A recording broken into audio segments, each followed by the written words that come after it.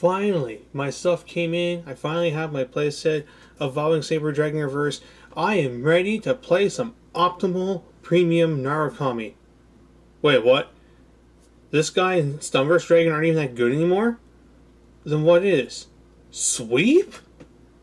What the hell happened in the last 2 months?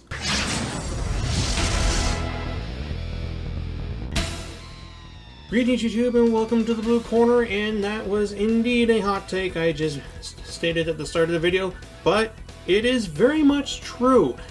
Narukami in premium format has had a bit of a shift, at least if you've been talking with people that have been grinding out the deck, in that the Evolving Saber Dragon deck with Stunverse Dragon, as good as it is fair compared to what Sweep Command Dragon is capable of doing in the format, even if you don't quite see it right away. It took me a moment to grasp how this deck is better, but oh yeah, it is. And we're going to be going over that because Premium is in an interesting spot with the decks running around. You've got Eradicators, obviously. Ripples are insane with the interactions with Odysseus and the new support coming out of the Clan Collection, because Odysseus was not a well-designed card. I think we all know that. And then you've got Mystery Flare Dragon Turbo, which is the best deck in the format by a mile, except the optimized list for it isn't known because it's being kept under wraps. But even the non-optimized lists are still doing well. And yeah, compared to those decks, Vowing Stunverse looks fair, which is really crazy considering how much people were complaining about how Vowing Stunverse was going to warp the format and like they need to step in and murder this on the ban list and whatnot. But yeah, here we are. And I know what you're probably thinking. You're probably going to think, well, that means you don't want him to be banned on the ban list. And you're definitely right on that. I don't think Stunverse needs to be banned. If they ever decide to go after this card, I think him going to 1 would be just as much of a solution to the problem as taking it to 0. Because anyone who's played with this deck or played against this deck on a high level will tell you that it's not the first Stunverse that gets you. It's the second one. The first Stunverse is usually okay. You're maybe binding 6 cards in the turn, and that's really it. So you're getting a draw and 1 hand rip. It's the later ones that get really crazy. So if they put this guy to 1, it would put the Naru player in the spot of, do they burn the Stunverse Dragon early to get a board clear and to do stuff with the Vowing Saber Reverse or Dragonic Vanquisher into full Bronto, or do they save it for later on when they've bound more cards to try and get more value off of this? And well, it would be an interesting decision, but I think for the time being they're not going to do anything with it, at least as far as the West goes. In Japan, maybe it'll be a little different because Japan is on, or rather Japan is, yeah, they're on the Vowing Saber Stunverse combination. I don't think very many of the Japanese premium players are aware of what Sweep Command does with Exterminate, but I think that will shift in time. Different fights over there, and I'm sure he's aware of this type of deck build, and maybe he'll be able to spread the word among people.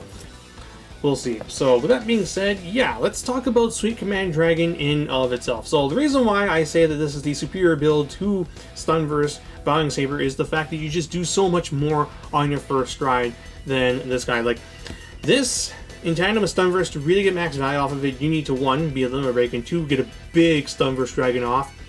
Your first stride with this guy is actually kind of a little underwhelming when you think about it, because like, let's suppose you go with the typical bind 6.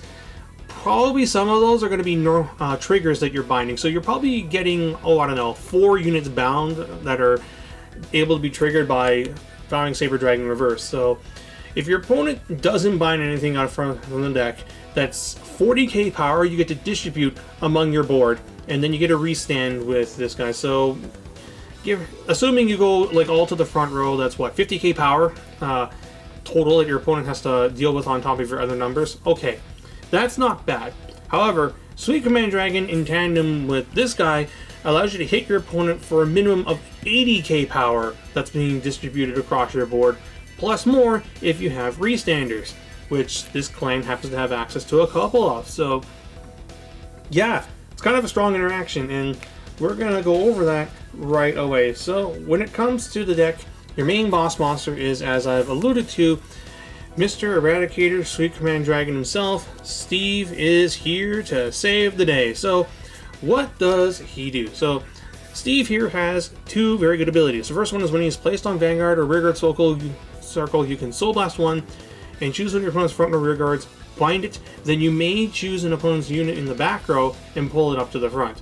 Notably, your opponent doesn't get to pick on this, and it is optional. So you can just choose to leave the circle open and go into strides that care about the front row, such as Exterminate or even Old Conquest Dragon if you're still rocking that. And his other skill, which is an act once per turn, is when your opponent's rearguard are bound by your card effect during your turn, choose one of your opponent's front or rear guards, bind it, then if you happen to have 4 or more damage, you can Counterblast 1, Soul Blast 1, get an Axle Circle, and revive an Eradicator from drop zone. Which is pretty damn good. Like, that's another thing that makes Steve such a good card to be on versus Vowing, is that Steve's good skills work outside of Limit Break, whereas Vowing Saber really truly gets more powerful when you're at Limit Break. So if you're at 3 or less damage, Vowing Saber just gets a restand one, whereas this guy pops 2, and you go into your stride and you go from there, and then later on he pops 2 and revives something from the drop zone, but possibly a Cho-Oh or a Suhail to pop another unit, so you get to clear out 3 and go from there versus XL matchups, or you bring back a Zuitan or a Demolition or Nusk or something like that. Very, very good card. Yeah, this is the guy you want to be on all the time. If you're not on this guy, it's because you went with a different route. So, in addition to Sweet Command being the main Vanguard of choice, we're also playing the Dragonic Descendant Superior Ride package. So, 2 EDD, 4 Zuitan, 4 Hisen, and the Strike Dagger Dragon. So, in the past, I said that this was not really the route to go for the deck. Too bricky, inconsistent, and whatnot. But because of the format we're in, you need to not only win the die roll, but you need to fish and hit this as much as you can against the top decks, Ripples, Mystery Flare Dragon, because you need to sack into the EDD Superior Ride to get striding while they're still on 2 to try and kill them as fast as you can, as that's your best chance of beating those decks down, especially the optimized Mystery Flare Dragon. So yeah, we're aiming to hit the high roll here. You do have Nusk who can search out some of the pieces, so it's not impossible to get it off. Striding to going, sitting on Descendant and then striding on the next turn while your opponent ideally has like very little front row into a Exterminate Dragon. Well, you have your Restanders, could hopefully put your opponent away or have them nearly dead so you can get them again on the next turn. It is unfortunate we have not gotten a good retrain at all of Hisen, because yeah, it would be nice if we had something better than this. That's why other Superior Ride decks are generally better, but you gotta do what you gotta do in order to compete with the big boys. Notably though, Zuitan is good in here regardless of you being on the Superior Ride or not, because this build of the deck eats up more soul. Sweet Command Dragon costs soul for his ride, his Limit Break costs soul, Dragonic Descendant costs soul for his Vanguard Rearguard removal skill, your strides cost soul. Yeah, so having the extra soul building helps. And then there's Descendant himself. His effect doesn't really matter as much as in this deck as it would say a Vowing deck.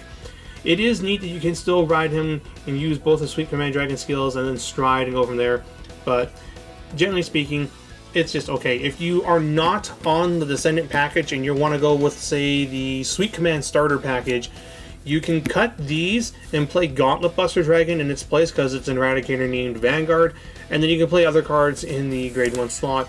Maybe the Eradicator PG, or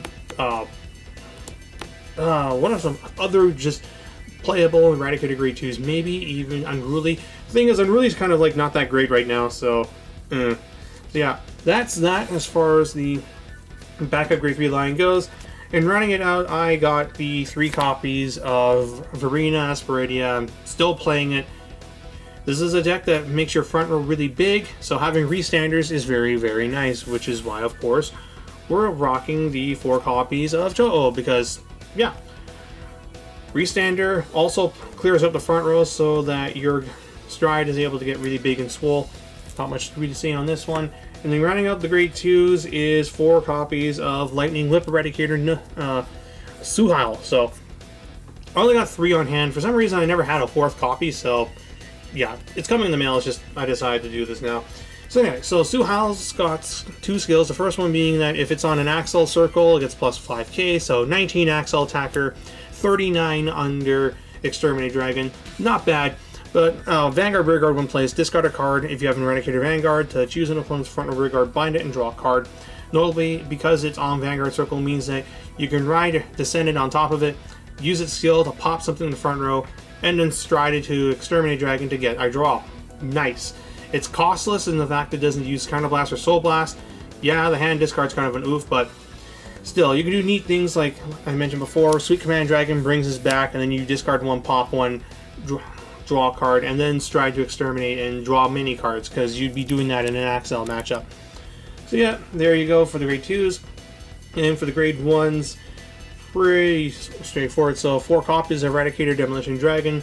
He helps you build up the bind zone for your Stunverse and gives you soul and draw power. It's a very, very good card that I don't see being cut anytime soon. And then lastly, 4 copies of Nusk in order to search out your Eradicator names, notably your Superior Ride and Sweet Command Dragon, so that you can do the good stuff. So, and then for the triggers, this is the same lineup as I had before. So 8 stride crits, 3 into the soul crits. This one's much more important here because again, you're using up soul. 4 draw PGs, 4 heal guardians. So this time around, I am playing the heal guardians because games I don't think are going to last long enough for the Eradicator named heal to really matter. Although if you do want that option, you can play the one Zyabo in here to have that option. But yeah, basically I feel like heal guardians will help you try and live against the decks like Ripples if you happen to go second. And not much to really say there. Then finally the Overtrigger, because as long as it is available, we will play it in any deck that we can. Then for the G-Zone, as I mentioned before, we've got 3 of the Busted Dragon here. It's actually kind of crazy how good this card has become as long as you build your deck around it. Like, the things you can do with this guy. So the reason why I keep saying that this build is so strong is because of the interaction with Sweep. So, Sweep, you ride it, you pop 2, stride into this.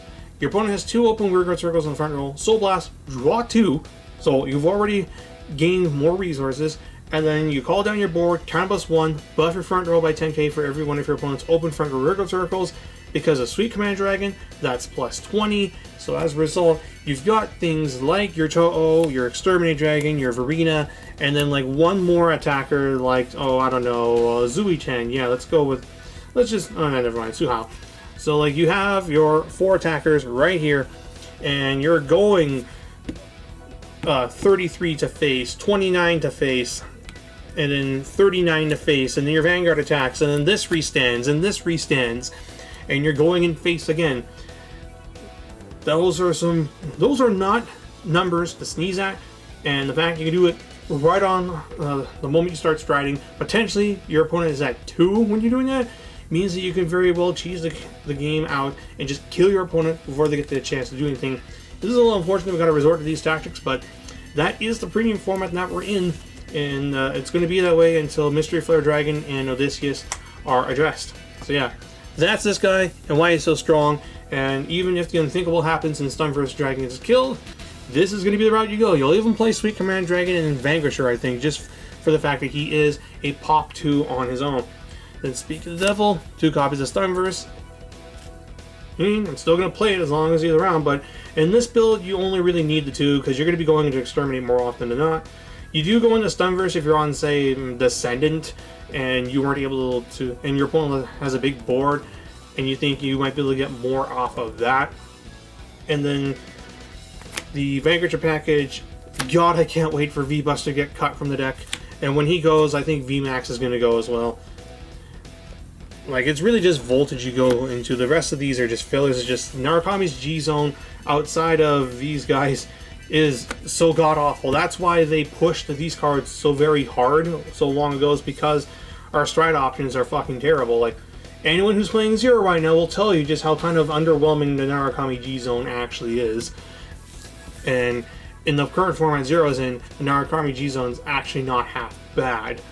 Anyway, so rounding out the G zone, we've got the G Guardian. So this is where you can probably play more copies of things. Like I'm playing 2 Impede, 2 Counteract Dragon, and then 2 more cards. You could, I don't know, cut VMAX for another copy of Bulwark. It could come up. Yeah, there you go. The Counteract Dragon either is going to get really big, or you clear out your opponent's front row, which allows you to go off with Sweet Command Dragon. Either way, it is a win for you. And then Bulwark Dragon for when you actually do need to kill something. And then Brahma, just in case you can't get either one of these guys off and you need some amount of shield, because that does happen. And yeah, that's pretty much it. And that's pretty much it for the deck profile. I hope it was an enlightening experience as to how based Steve here has become.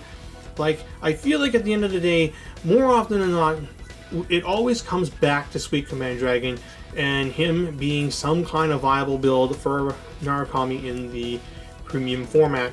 Like, this is, I think, the 3rd time that Sweet Command Dragon was considered a meta deck or meta capable. Because you had the Superior Ride build of it way back in GBD2, and then when we had, particularly Impede Dragon, yeah, that's his name. God, it's been so long. Yeah, Impede Dragon. Then when Impede Dragon came out, Sweet Command Dragon became viable again because you could use his Limit Break on your opponent's turn. Now here we are, Sweet Command Dragon is back once again, and this time it's because you're being aggro with him. Although the option to use the Sweet Command starter in tandem with Impede Dragon to try and Superior Ride Sweet Command Dragon in battle phase to basically act as a pseudo PG, that does exist, and I kind of like that idea. But I think the Ascendant Superior Ride package just does more for the deck. But anyway, that's all I gotta say. So comment down below on what you're doing with premium Narus. Are you on sweep? Are you on vowing? Or are you being a mad lad and running Dungaree? I can't really fault people for doing that, because Dungaree in particular as like a tech option in Narus is not a bad idea to just get rid of the big bind zone that your opponent might have built up for you. That being said, hope you guys enjoyed the video. Until next time, this is BlueStar899 checking out.